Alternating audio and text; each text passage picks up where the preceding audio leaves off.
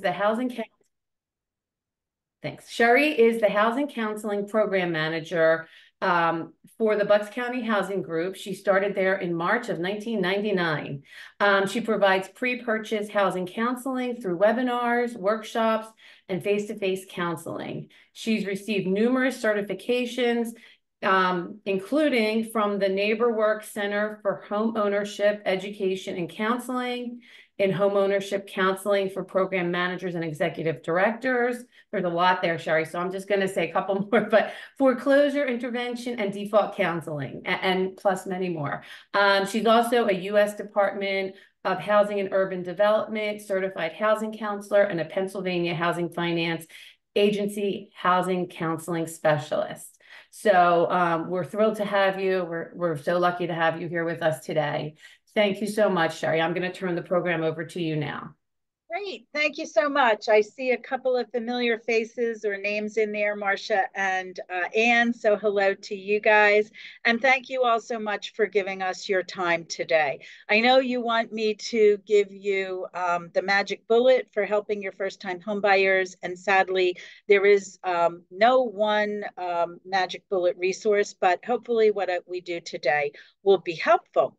So as Lisa said, I've been here 25 years, just celebrated that in March. Siobhan came out to help celebrate, so I appreciated that, and Ann did as well. And so here we go. So they already went over all this, but there is my email as well as my phone number and extension, and I will give you my cell number now if you want it, which is 215, oh golly, sure I will. 215-771-6355. And that's the work cell that you can call. I don't have it with me on the weekends, but you can call me during the week. Or an email is probably the best, and then you'll get a real thorough answer and response that you can have. So today we're going to talk about our mission here at Housing Group, just in case you're not familiar with us, the wealth divide, the causes of the wealth divide, some of the remedies that have been promoted, and some Bucks County specific stuff. So we were incorporated actually as Housing Group in 79. We opened under a different name in 72. And our mission is to end hunger and homelessness in our communities, plain and simple. So to fulfill that, we do operate shelters for the homeless throughout the county. They are not emergency shelters. It is a referral service from the Housing Link. So if you ever do run into folks who are facing a housing crisis, the Housing Link is where you need to send them. And I'm happy to always give you that number if you need it. We also provide case management for clients in the shelters and transitional housing programs, so children and youth pays for some of that work. And we own and operate affordable rental properties throughout the county. We have 87 at this moment. We have a Veterans Emergency Assistance Program and a Veterans First-Time Homebuyer Program. Both of those are grant programs. And we operate 2 community food pantries and 2 mobile pantries. And then we provide the housing counseling for renters, home buyers, and homeowners. So in addition to the pre-purchase that Lisa mentioned, I do also do rental counseling and foreclosure prevention. Not my 2 favorites. I like the pre-purchase stuff, but you know, we do what we have to do. So there is a wealth divide between renters and owners, and I'm sure most of you have heard this. And we got this from the NAR study that was reported in Realtor Magazine last year, that the homeowner wealth is 40 times higher than renters. And so why do we want to help first-time buyers, and why the focus on racial disparities? Whoops, sorry. Because the median net worth of the renter in 2022 was $10,400. And then a homeowner was listed as net worth rather of $396,200. And so that's a huge, huge difference. And homeownership is really the major component of individual wealth in America for most of the middle class. And then, you know, most of us aren't, you know, Warren Buffett with a portfolio that supports us. So our home is where we're building our wealth. And so therefore, racial disparities in homeownership also impacts how wealth is generally distributed across the demographic groups. And so what we learned recently was that households in Bucks County need to earn almost $25 an hour, $24.96. So we might as well call that $25 in order to afford rent for a two-bedroom apartment. And according to the census, nearly half of Bucks County renters, and it's more now because the census was from 2019, nearly half, or 47%, were rent burdened, meaning they were paying more than 30% of their income toward their rent. And so that burden isn't shared equally. In Bucks County, 52% of Latino renters pay more than 30% of their income. And we've seen the impact on the rental market everywhere, where some of the big corporations are buying up a lot of the first-time homes and then renting them out, and then that's raising prices. With the problems in the market, with lack of inventory and interest rates, folks just weren't purchasing, they were renting. And so that doesn't open up apartments for other people to rent, as they move through that housing continuum.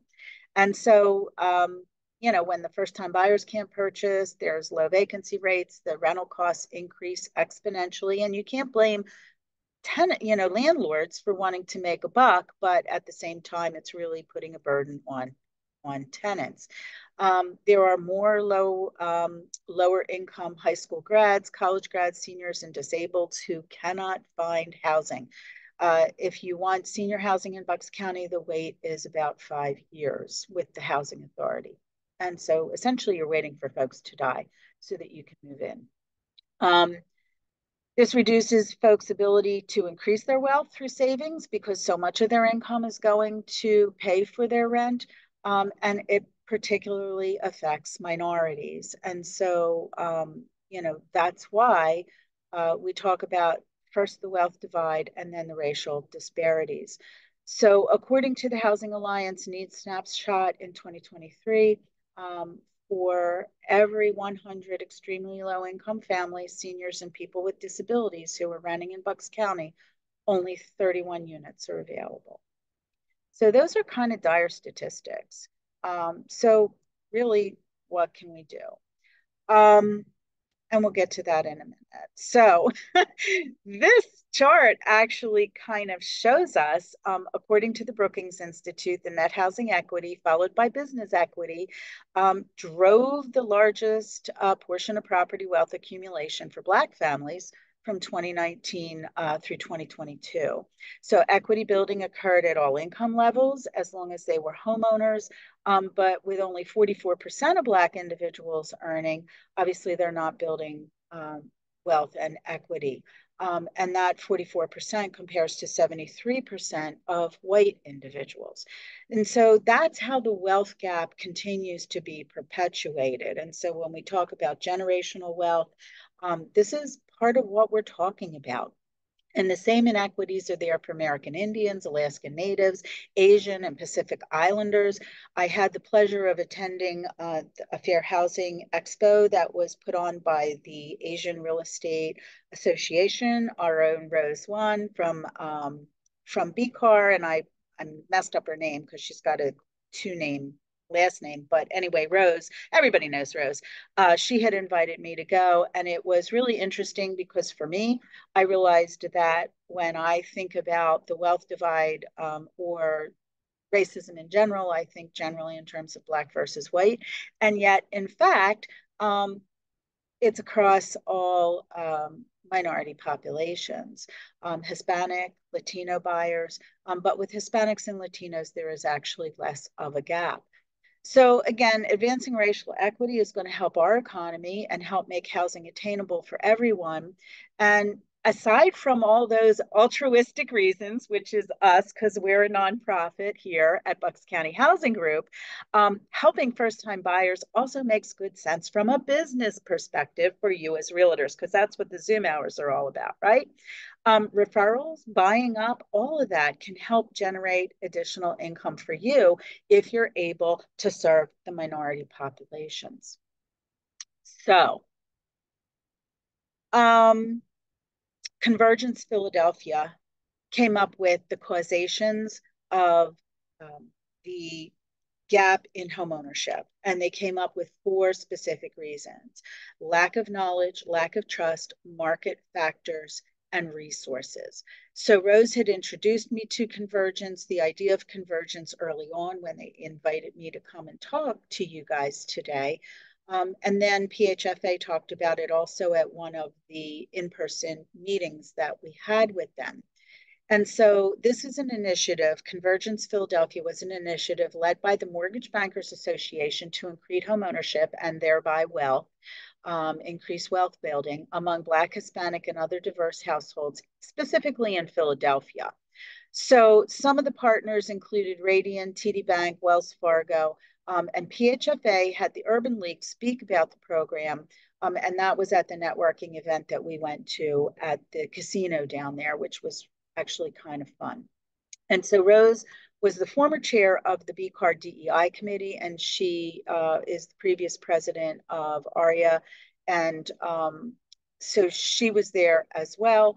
And the Mortgage Bankers Association published their 2023 Convergence Philadelphia report.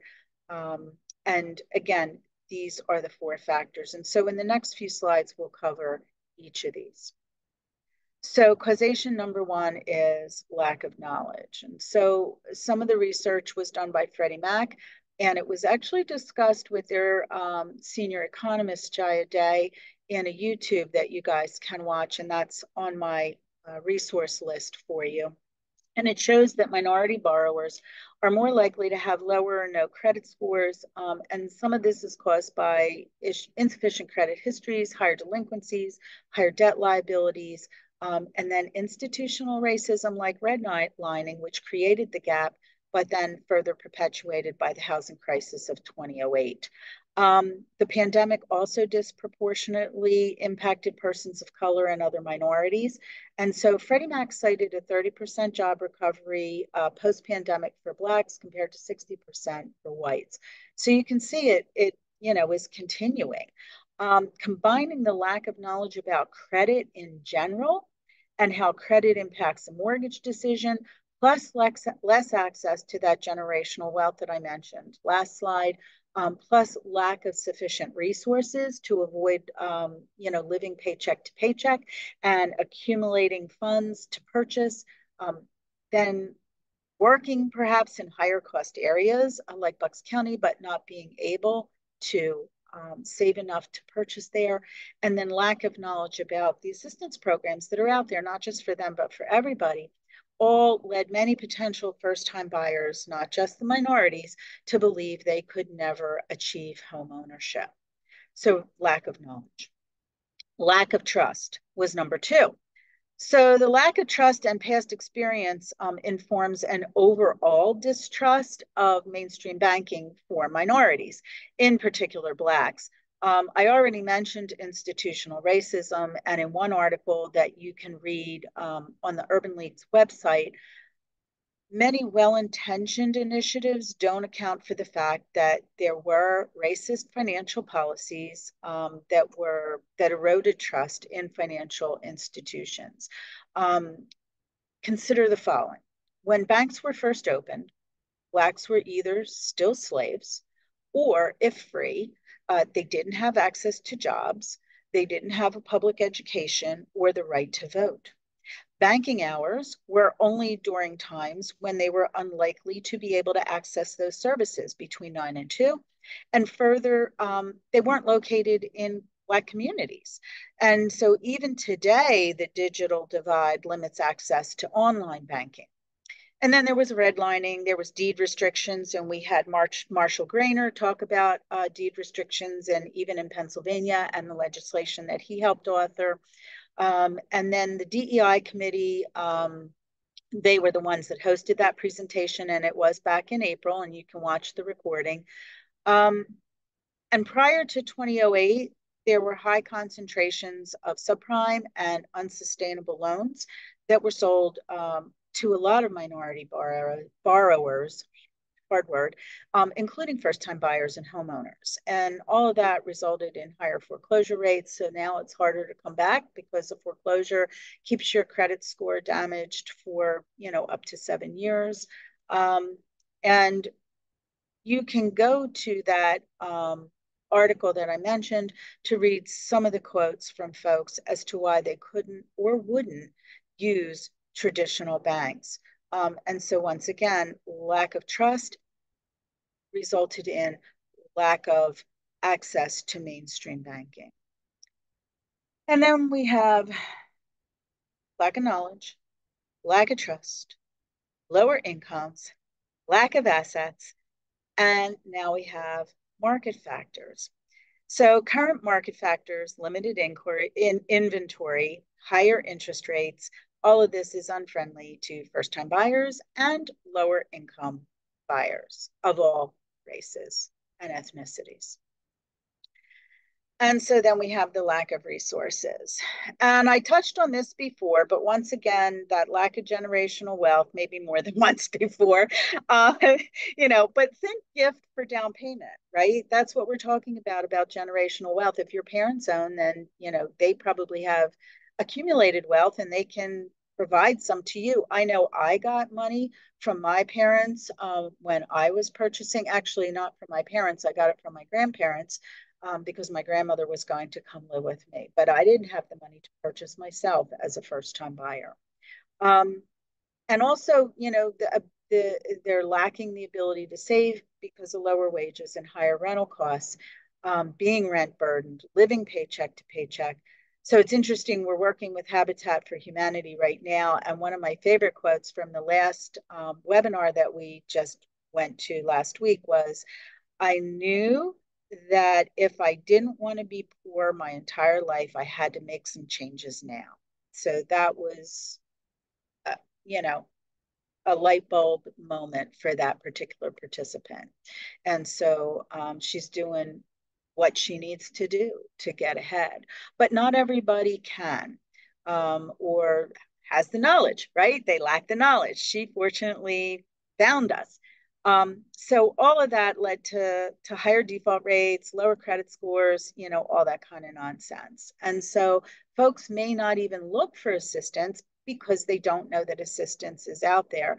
I was just talking to a nurse actually at Abington Hospital, and she was a first-time home buyer over in Montgomery County with Nikki Holcroft from Genesis Housing. And when I told, she said, what do you do for a living? And when I said, I'm a housing counselor, because we were talking about credit, I can't stop being what I am, just like you guys can't stop being realtors. She said, she said, I found Nikki. She said, but I wish I had found her so much sooner because that information was so important. So she's referring some clients over to us, which is great because the sooner we get them, the better.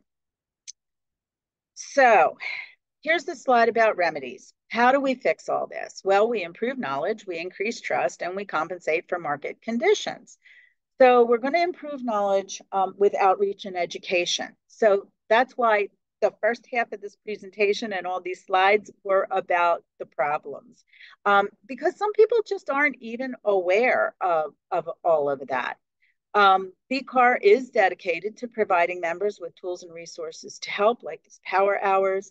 The Convergence Philly program has partnered with the Philadelphia Metropolitan Board of Realists, the Urban League of Philadelphia, and the Affordable Housing Centers of Philadelphia, which is another counseling agency. So both Urban League and Affordable Housing Centers provide housing counseling specifically in Philly to provide homeowners, to provide homeownership education and counseling with the clients. And then also clarify and Philly VIP to prevent homeownership losses. So as realtors in the community, you can leverage the trust that the community has in you to help compensate for the market conditions. You can advocate for attainable housing. I would urge you to advocate with the county to make some changes to their first-time homebuyer program, maybe raise the ratio on the back end from 41 to 43, maybe increase the loan amount. Maybe there are some other changes that we had proposed, but those are things that you could do on the local level. And also they also provide access to special purpose programs for first-time home buyers, as well as special purpose loans. So some of the lenders are doing that. And in Philly, it was very, very, very generous. And even over in Montco, if you have clients who live or work in Montco, there are programs over there as well. I know this is for Bucks, but just to let you know that. So give your communities and your buyers access to the knowledge they need by referring them to organizations like ours, Bucks County Housing Group, as well as Habitat for Humanity of Bucks County. Now, you're not going to get a commission if they buy with Habitat, but if they're not able to buy on the regular market anyway, you're not losing anything, but you're gaining a loyal customer who may refer somebody else to you. The Urban League says trust can be built in other ways. So if you grow partnerships with minority depository institutions, minority banks, and community development financial institutions.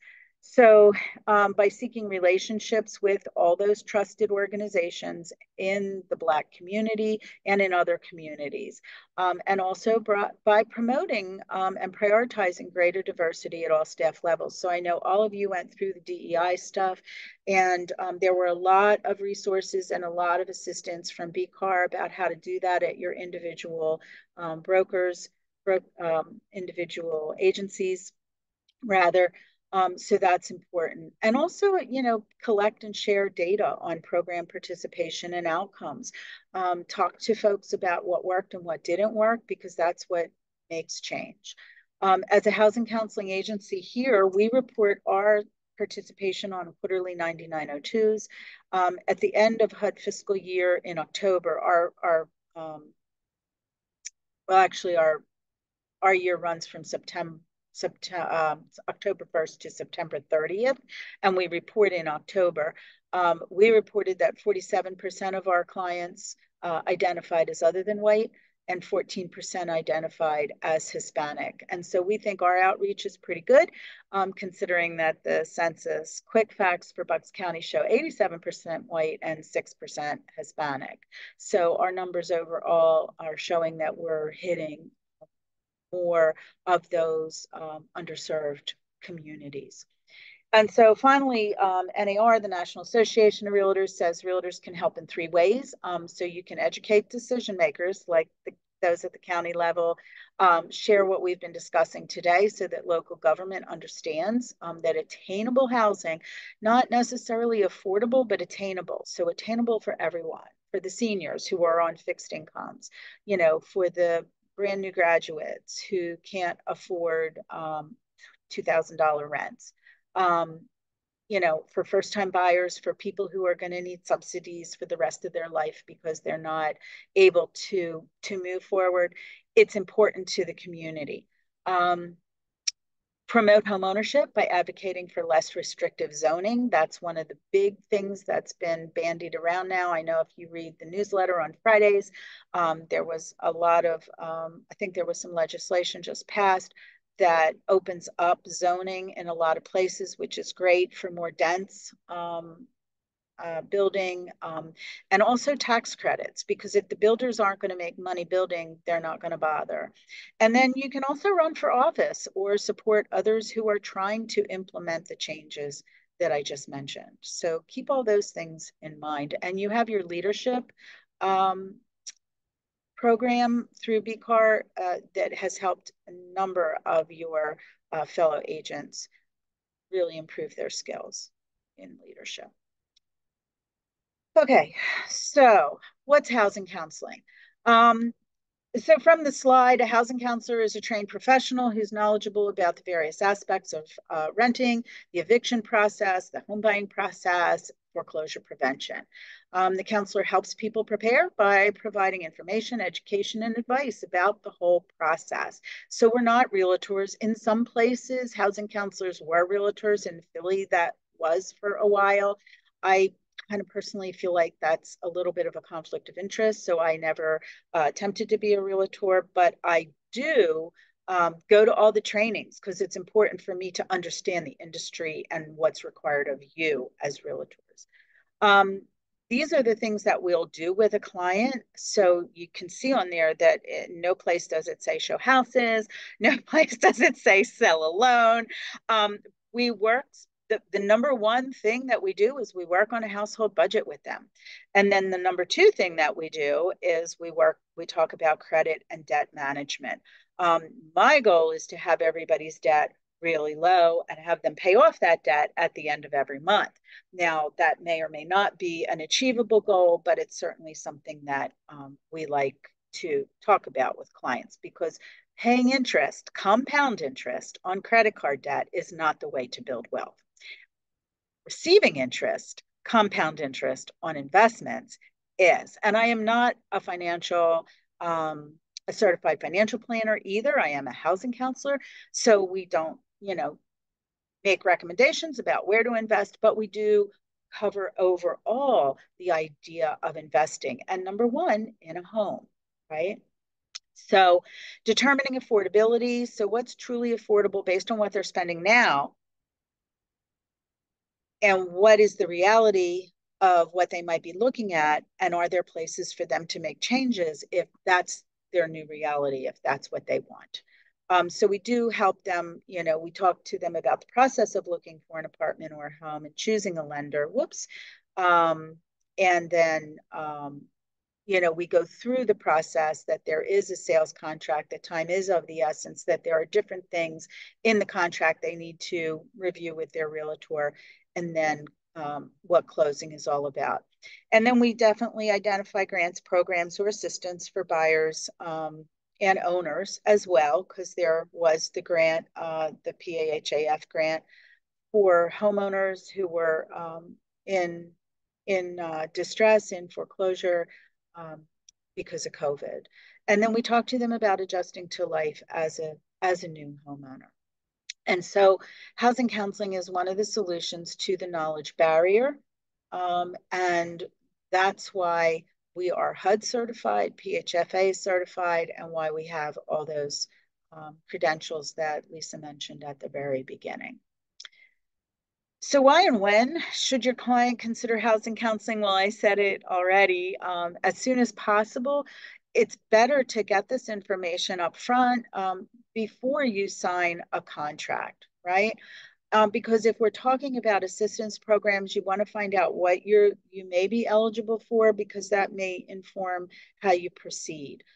Now, the county, and we'll talk about the county in a little bit, the county doesn't give approvals up front because the approvals for the county program are based on each individual transaction, but we can say whether the client meets the basic guidelines and can move forward. And we can also tell you as their realtor what the maximum PITI is that's going to be acceptable to the county before an exception would need to be requested. And remember that exceptions are the exception, not the rule. We also talk with them about landlord tenant rights and responsibilities. So what's their responsibility as a tenant, and what responsibility does the landlord have to them?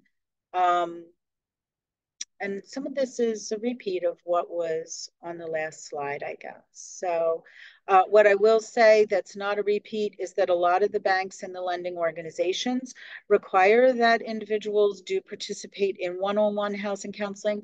So when we talk about our housing counseling, we'll talk about the different components of it. Some borrowers are able to do the equivalent of an 8-hour education workshop, but some borrowers are going to require individualized in-person counseling. And in-person can mean Zoom nowadays, but it has to be individualized. And all those things that we do during individual counseling, the budget, the credit review, and those things have to be done with the client. The sustainability versus affordability, whether their spending habits are more related to a renter or a home buyer. Okay. But the thing is that talking to a counselor can help ease the uncertainty they may have about home ownership, about moving forward. Now, some folks are going to be nervous anyway, no matter what. There's always going to be a little bit of buyer's remorse. But if we can help ease their minds and say, but look, as a tenant, you have less um, less help available if you run into trouble than you do as a homeowner, and you've been making your rent payments for all this time. Why wouldn't that translate over to a mortgage payment? And if we can show them how the math works, because in black and white, that's how you know it's going to work, then that's a good thing. Our housing counseling is free, and really it primarily focuses on the budget and improving credit scores, because that's not your job and it's not the mortgage lender's job either. So that is our job. And then that helps them get access to better financing products, access to those special purpose programs that I mentioned. If they're a member of a minority, there may be a program that's specifically designated out there for them, and the government has determined that that is, in fact, allowable. And for us, it's a process that begins with an intake application, followed by group education. So we make everybody do an intake, then we make everybody do the overall group education, which is an overview of the process. It's 2 hours. We hold it twice monthly. And then they send us their documents and we do an assessment of their individual situation. And then if they want to continue, we'll do the individual counseling and or coaching, continuing until they reach their goal or choose to discontinue their services. And they can come to us even if they're ineligible for other programs. So that's important to know. So somebody at 100% a median that's white is not eligible necessarily for some of the special purpose programs, but they can still come for the counseling and get prepared and work on their credit, because it doesn't necessarily mean that their credit's where it needs to be. Right. And some banks, if you're not eligible for other things, if you're a first-time home buyer and you agree to having the mortgage payment directly debited out of your account, they'll still give you a discount on your rate. So those are things that folks can ask for. So for clients that are looking for first-time homebuyer counseling, we evaluate those finances. We discuss whether they're financially ready as well as whether they're emotionally ready. And, do they need to work on their credit, increase their savings, reduce their debt? Does their back-end debt reduce their ability to purchase? And then, we talk about that sustainable housing payment, anything that they may be eligible for, if applicable. Now, a note there. If someone is referred to us by a lender who is not a PHFA lender, we ask them, how did you hear about us? Were you referred by someone? Were you referred, and then, so that's in the first intake. When we follow up with them, we ask again, do you have a realtor? Do you have a lender? And if somebody was referred by a lender that doesn't offer a specific program, we are not going to cover that program unless the client specifically says, are there programs that my lender's not offering me? In which case, yes, we are going to answer the question, but we are not going to refer away from that lender to a program that they don't offer. And we're not going to refer your clients away to another realtor. That was always a fear when I first started, that we were going to refer to a specific realtor or a specific lender. And clients don't have to use a specific lender, program, whatever, when they come to us. We talk about the different types of mortgages, what might be best for them based on their circumstances, to be followed up with a discussion with a mortgage lender, and then other things that they should consider when they're purchasing a home. And again, they're eligible to participate even if they're not eligible for programs. That was a lot of stuff. So are there any questions? And I'm going to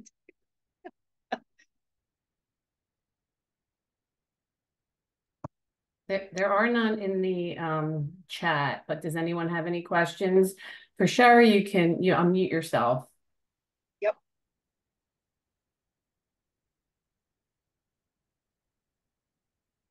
Well, it looks like I don't know if that's good or bad. It could mean they're not paying attention, or it could mean I answered every question through my presentation. I'm One or going to the say other. the latter. I'm going to say the latter. Okay, I'm going to agree with you. All right, then we're going to move forward. So we're going to talk about Bucks County resources specifically. So I did talk about Convergence Philly. I talked a little bit about Monco, and I have those resources here because I know many of you aren't specific to Bucks. You also sell in Monco or Philly, and so we're here for you. You know, there's resources in Northampton, Lehigh, all around, and I can help with that if you need it. But for Bucks County, we've got local, regional, state, and lender-driven initiatives. So for the local initiative, what I'm talking about is the Bucks County First-Time Homebuyer Program. And again, other counties have programs like this as well. It's from the county level, so each county gets to set their own guidelines and their own parameters. Here in Bucks County, it's and I think I'm going to go over that on another slide, so maybe I won't talk about that right at the moment. Regional, we're talking about First Front Door and the new Keys to Equity that opened this year. Sadly, the Keys to Equity closed after one day. They exhausted all the money, and so reaching out to your Federal Home Loan Bank, to your lenders to say we need more of this, we need more funding. We used it all up in the first day, and I'm sure they're aware of it, but it doesn't hurt to be a voice. Those are two regional programs that we can counsel for. And they both come through the Federal Home Loan Bank of Pittsburgh, and they are both tied to specific lending institutions that bank with the Federal Home Loan Bank of Pittsburgh. So we're not talking about brokers, we're talking about regional banks, small, medium-sized banks who use the Federal Home Loan Bank to borrow their money. And then we have the state, which is the Pennsylvania Housing Finance Agency, or PHFA. The state also has a list of lenders. So if we have a client that doesn't have a lender, what we generally tell them is we will give them the list for both First Front Door and PHFA and suggest that it may be best to choose a lender that appears on both of those lists, because then they'll have all their bases covered. Even if at the moment there's no funding available or they may not meet the guidelines. And then we have lender-driven initiatives. So each lender, so I know even at the national level, Freddie Mac was giving $2,500 to first-time buyers through their lenders, and then each individual lender. So there were quite a few lenders that had specific to them programs. And so again, something that we tell clients is they should contact different lenders, different banks, to see what programs they may have, if they have portfolio programs that are not part of Freddie Mac, Fannie Mae, PHFA, portfolio programs, because those programs, while they're not geared to a huge audience, they are often more forgiving or generous. You know, those are the ones that have no mortgage insurance, with only 3% down. Those are the ones that may have a bank grant that's just a grant on the settlement statement. So, you know, and we do have a list of banks that have things like that because we have contacts with the lenders and they let us know. We also have contacts with realtors who find out about these things from their clients because, you know, it's a hive mentality. We can't know it all just on our own. And we add that to our list and add that to our contacts and try to reach out to them periodically. But we don't always know it all. So it's good for the clients to know to ask. So here is the Bucks County First-Time Homebuyer Program. It's been around since '94. It was due to Act 137 in '92, and the program opened in '94.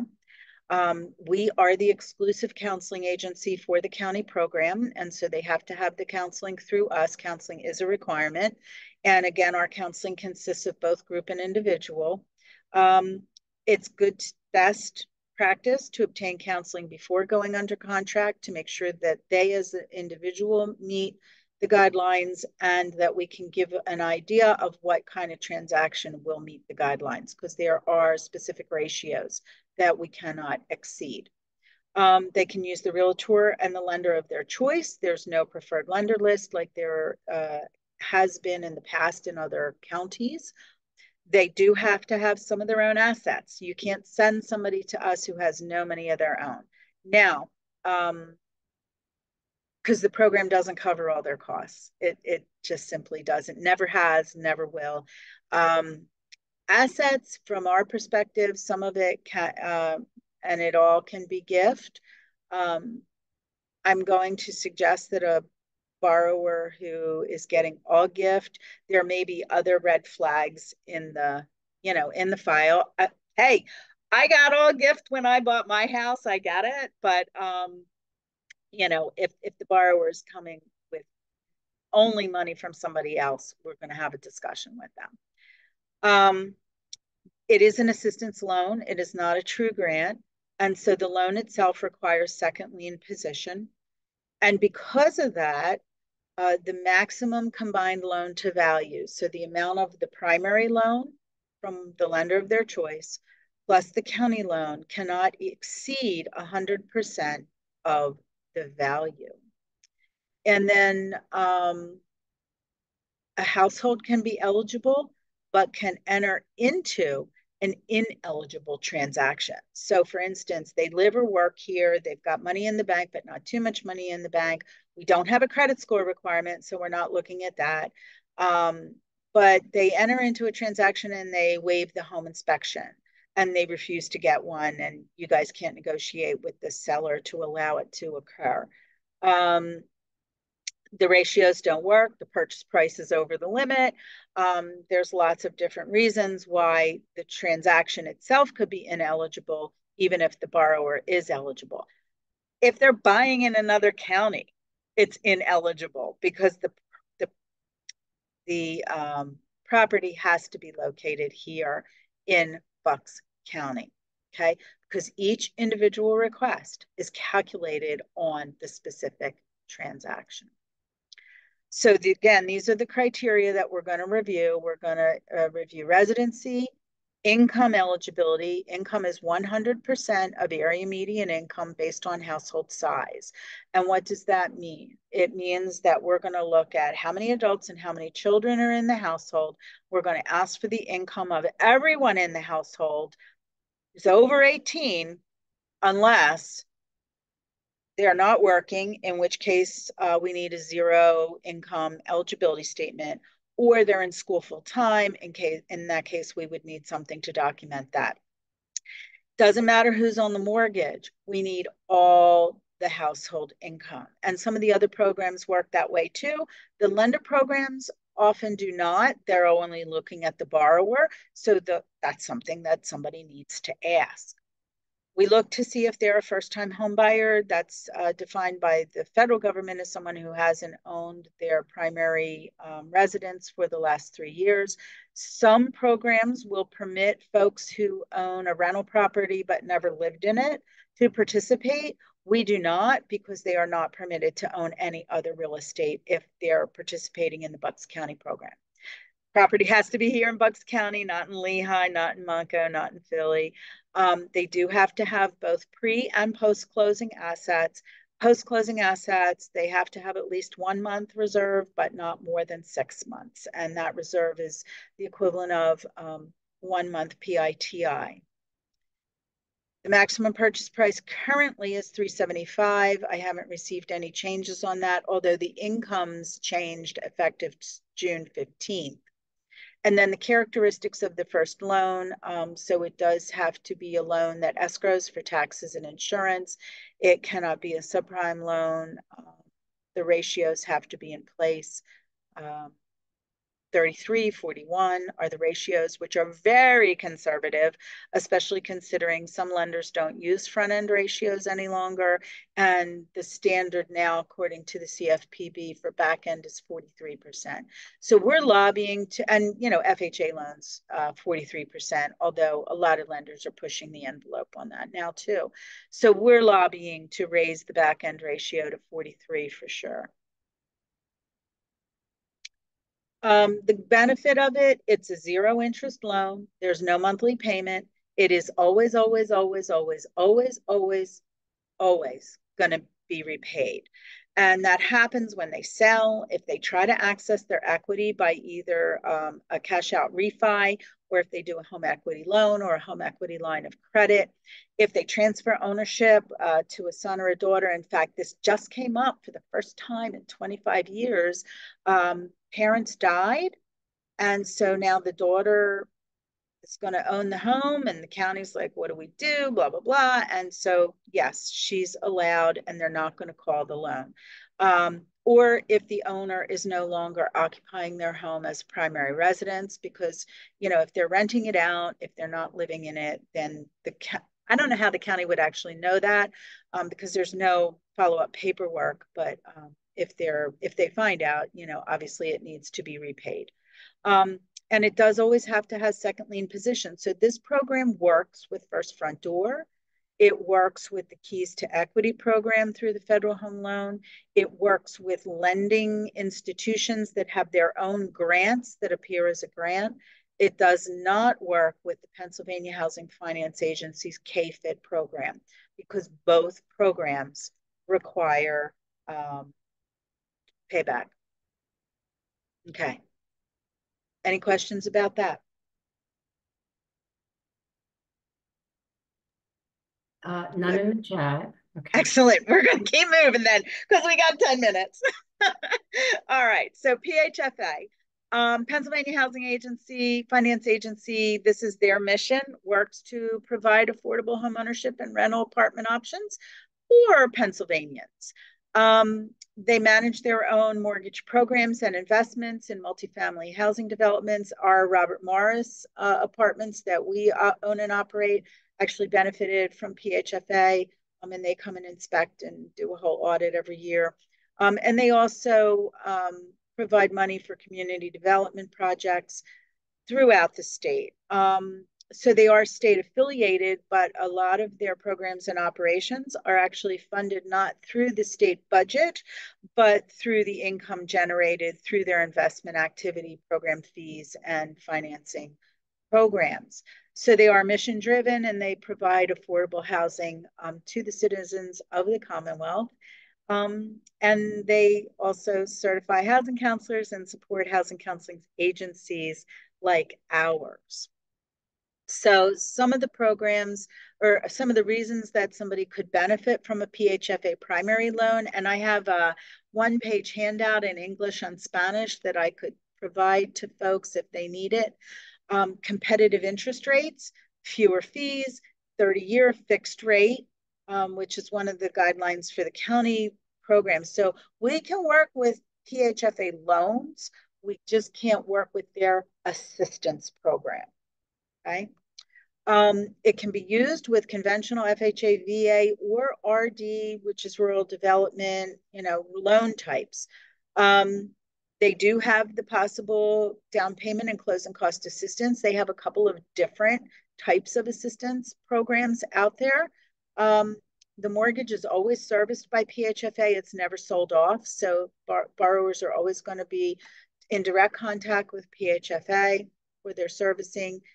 They do have special programs for people with disabilities, and they also offer employer-assisted housing. So a lot of that happens actually down in the city near the universities.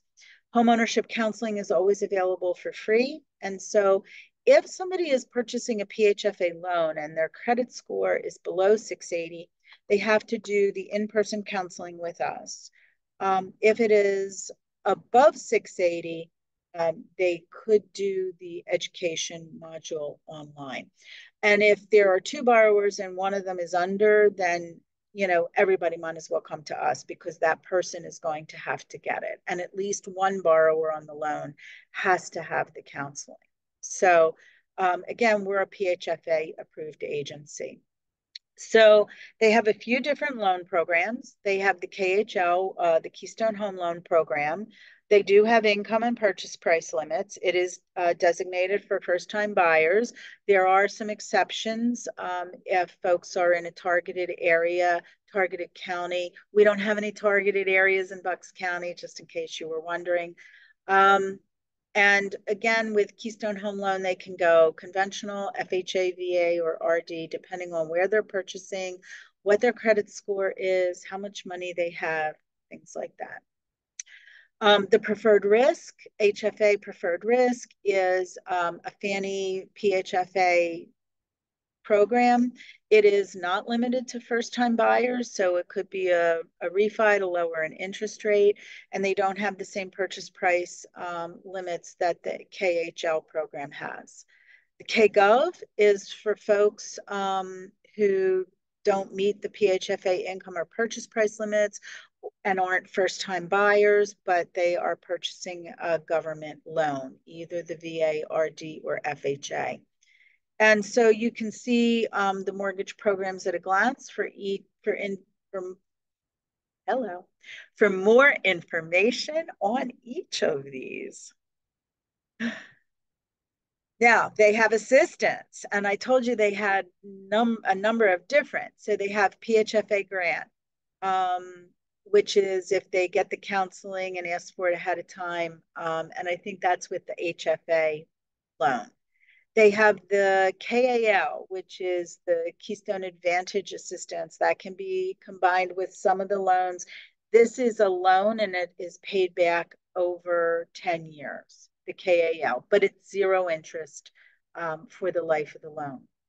Then they have the Keystone Forgivable in 10 or KFIT. That's our favorite program because it is forgiven in 10 years. It also allows for pretty expanded income limits. It allows for higher purchase price limits.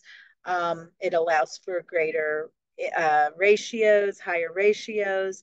And again, it can be used with any of the types of loans and the first-time home buyer, the Keystone Home Loan. They had the tax credit, the MCC, but they eliminated it because of the popularity of the KFIT. That was a better fit.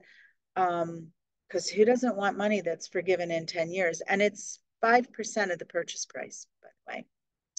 And then there are programs for folks with disabilities, so they can access down payment and closing cost programs. They can access home modification programs.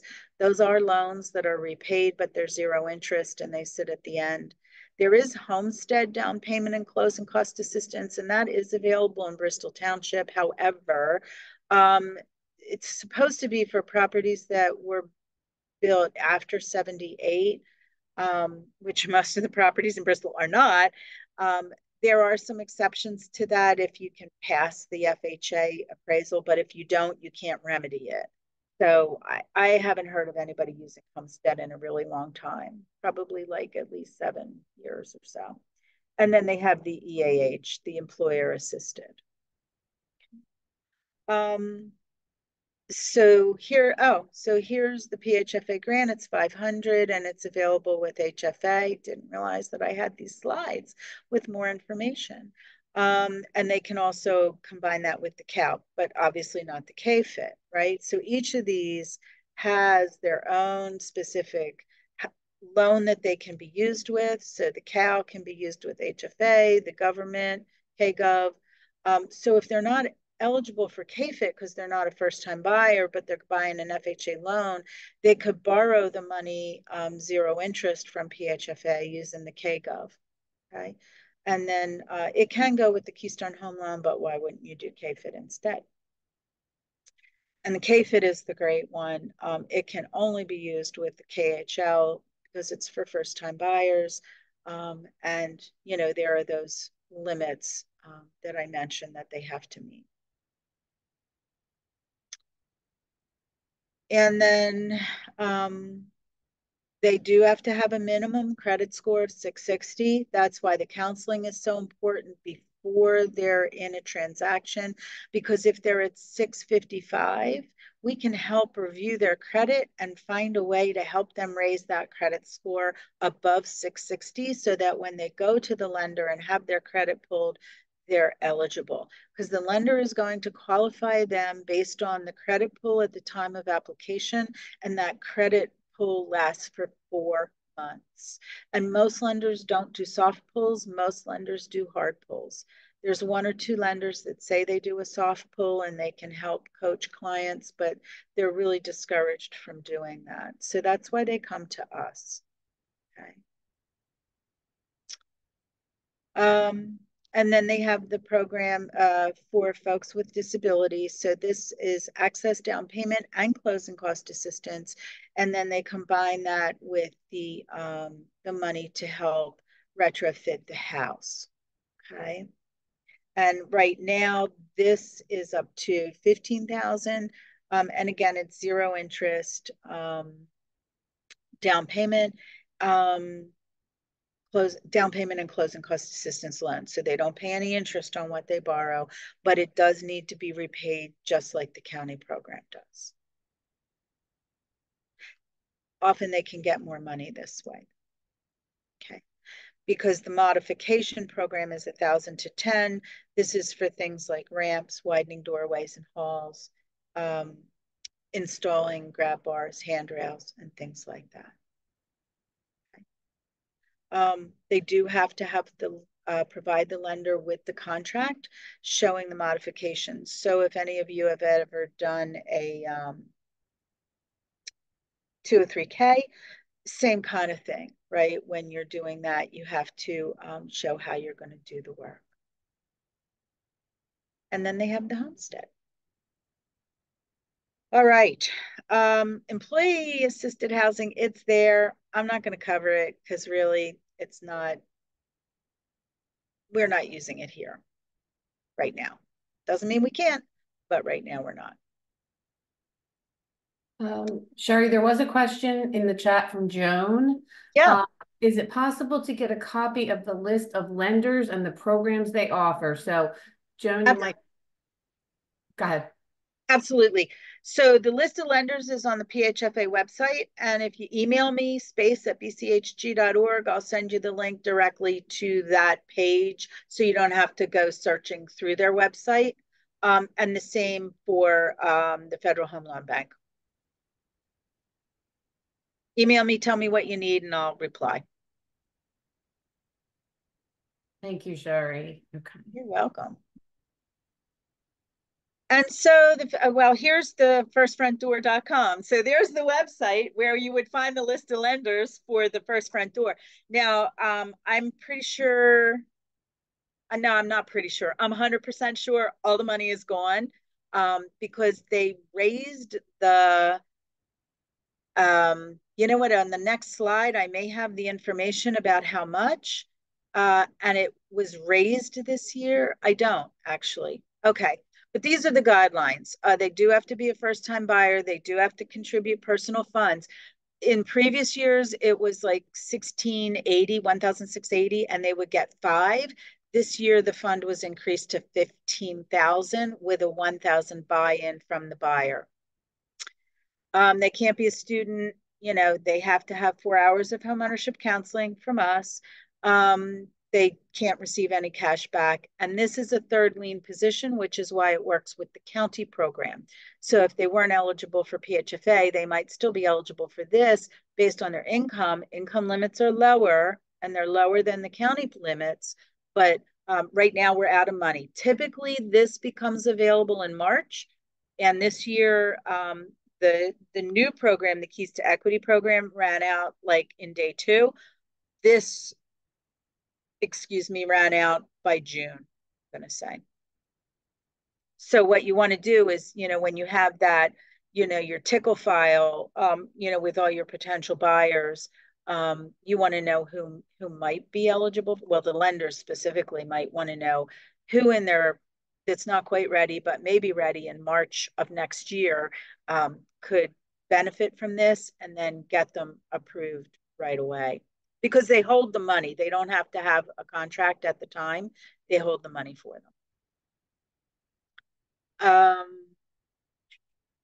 I already talked about this. Sherry, there's another question from Christopher. Yeah. Can we just send them to your organization? What are the purchase price limits? Purchase price limits vary for each of these programs. What I can tell you is, and I think I may have included this in my resources, and if I didn't, Lisa, let me know and we can send it out. But the 2024, you know what, I maybe didn't because I did my slides a while ago and this just came out to us. But just quickly, for a family of one, 80,300. A family of two, 91,800. A family of three, 103,300. Family of four, 114,700. And I want to say for PHFA, for a family of three or more, it's around 114,700 as well, but don't quote me on that. Family of five is 123,900. Family of six, 133,100. So you can see it goes up incrementally based on the household size. And yes, you can absolutely refer to our organization.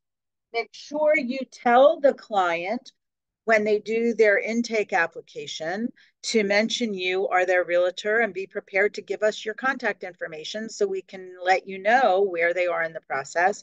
And it might also behoove you to email me to let me know that you're referring somebody over and copy the client on that email. I'll let our intake coordinator know so she can keep track of that. Okay. But they absolutely should put it on their intake app. I did update my slide. So here you saw that with, I'm sorry, they had to contribute 1,500.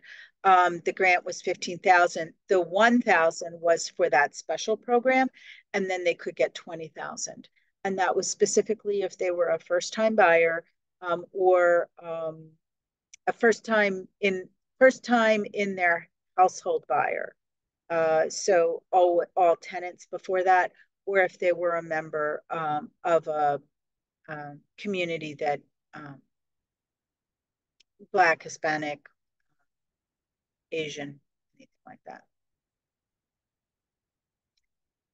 And so Federal Home Loan Bank also looks at total household income just like we do.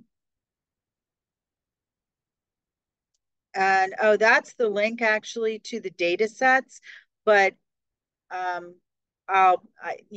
just read them to you, and I can send you the one pager so you don't have to look at every state, every municipality, because it changes depending on where they are. So those income limits are specific to Bucks and also Montgomery. Bucks, Montgomery, Delaware, Chester, Philly has different income limits, and the rest of the state has different income limits. That's why you need us to keep all that stuff straight. Those are the additional requirements. All right. So the recap. We talked about us a little bit, that, we're a nonprofit when we opened, what our mission is. I didn't talk about all the rest of the stuff we do, but you guys do support us through the Realtor Reach Out. I participated last year. It was a lot of fun. We packed Thanksgiving bags for folks. We're always at the expo or whatever the annual program is that Kelly and Siobhan put on. I'm a member of the DEI committee, so you can always join that committee and talk to me there. We talked about housing counseling. We talked about the wealth gap and the racial divide and why it's so important, why it's important to you and your business, and how that can help you grow your business by reaching out to those minority buyers and learning about this kind of stuff. We reviewed the Bucks County First-Time Homebuyer Program. We quickly reviewed PHFA, and we quickly reviewed First Front Door. And it was a lot of information. You're going to get my slides, and I sent them to Lisa with all my notes, all the stuff that I have on there to remind me to say things. So you'll have that as well. And then there's a reference page at the end of the slide. And I think I also sent a Word document that has referrals on there. And once again, my email is space, S-P-A-C-E, right? Sherry Pace, that spells the word space, first initial, last name, at BCHG for Bucks County Housing Group.org, because we're a nonprofit, and you're always welcome to reach out to me. Yeah, well, thank you so much, Sherry. We really appreciate your time.